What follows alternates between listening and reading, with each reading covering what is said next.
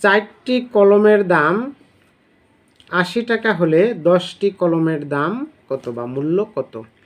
তাহলে আমাদের মূল্য যাবে শেষে, আমরা লিখব কি 4টি কলমের দাম 80 টাকা, অতএব 1টি কলমের দাম কম হবে, 10টি কলমের দাম বেশি হবে। তাহলে আমরা লিখব 4টি কলমের দাম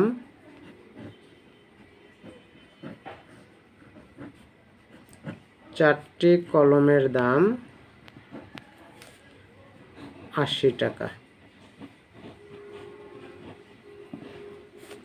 অতএব 1টি কলমের দাম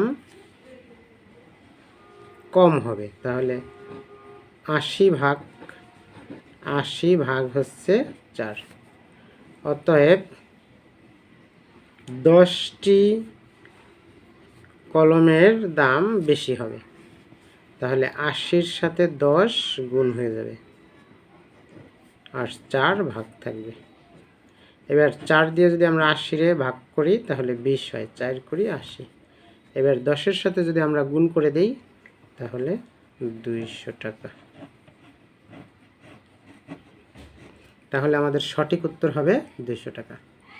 এরকম আরও অনেক ভিডিও পেতে তোমরা পেজটিকে লাইক, কমেন্ট এবং শেয়ার করে দাও।